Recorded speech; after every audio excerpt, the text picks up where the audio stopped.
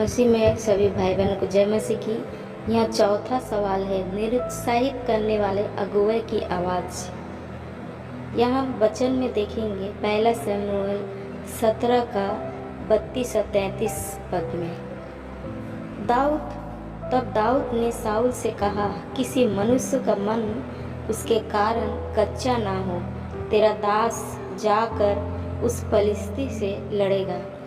शाऊल ने दाऊद से कहा, तू जाकर उस फलिस्ती के विरुद्ध नहीं युद्ध कर सकता, क्योंकि तू तो लड़का ही है और वो लड़कपन ही से योद्धा है। दाऊद अपने भाइयों से भेंट करने युद्ध भूमि पर जा पहुंचा। तब वो एक विशाल लायक फलिस्ती गोलियत को ललकारते हुए सुना कि इज़राइलियों की किसी एक मनुष्य को मेरे पास भेजो जो मुझसे लड़े। 40 दिनों से वो इसी तरह ललकार रहा था। उसकी बातों को सुनकर शाऊल, उसके सेनापति और सारे सैनिक थरथराकर कांप रहे थे। जब दाऊद ने यह शर्मनाक दृश्य देखा तो उसका खून खौल उठा। उसने सैनिकों को से कहा, वो खतरनाक रहित परिस्थिति क्या है कि हमारे जीवित परमेश्वर की सेना को ललकारे।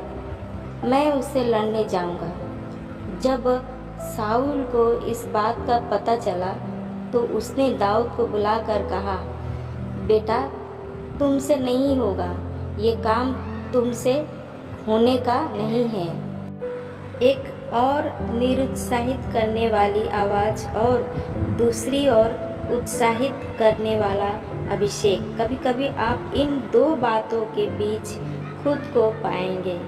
आपके ऊपर का अभिषेक कहेगा, कौन है ये व्यक्ति जो इज़राइलियों के परमेश्वर की निंदा कर रहा है, पर दूसरी ओर आपके अगुवे का निरुत्साहित कर देने वाला वचन भी आएगा, तुमसे नहीं होगा। इन दोनों की आवाज़ों के बीच में आप डगमगाते होंगे। दाऊद ऐसी परिस्थिति में कैसे विजय प्राप्त किया?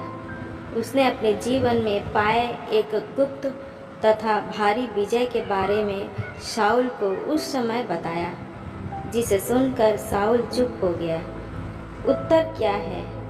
इस प्रकार के वातावरण में क्या करना है? दोनों को पकड़कर फाड़ डाला और उनके मुंह से मेमने को बचा लिया। फिर दाऊद ने कहा, यहोवा जिसने मुझे सिंह और भालू के पंजे से बचाया है, वो मुझे उस परिस्थिति के हाथ से भी बचाएगा। हाँ, ऐसे समय में आपके आत्मिक जीवन में गुप्त रूप से पाई हुई विजय आपकी मदद कर सकती है।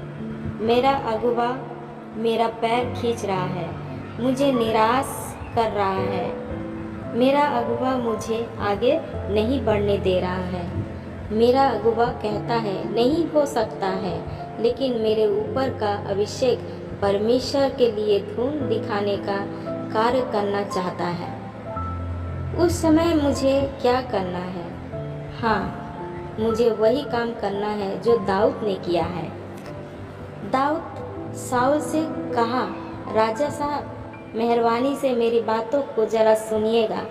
मैं जंगल में अकेला अपनी भेड़ बकरियों को चरा रहा था।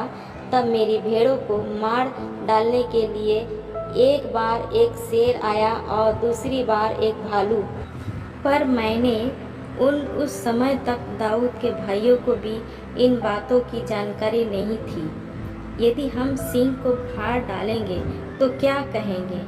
सारे पत्रकारों को बुलाकर कहेंगे, देखिए मेरा फाड़ा हुआ सिंह। इसका फोटो खींचकर पहले पन्ने पर छपवा दीजिए। मान लीजिए कोई लड़का एक सांप को मार डाला है, वो क्या करेगा? लाठी से उस मरे हुए सांप को उठाकर कहेगा, देखिए ना मेरी हिम्मत, एक साहस को, कितने बड़े सांप को मैंने मार डाला। परंतु याद रखें, दाऊद ने अपनी छिपी हुई गुप्त विजय को अपने भाइयों के सामने भी प्रकट नहीं किया था। वक्त आने पर ही वो उसे बताया, उससे पहले नहीं। जब तक जरूरत नहीं पड़ी उसने नहीं बताया।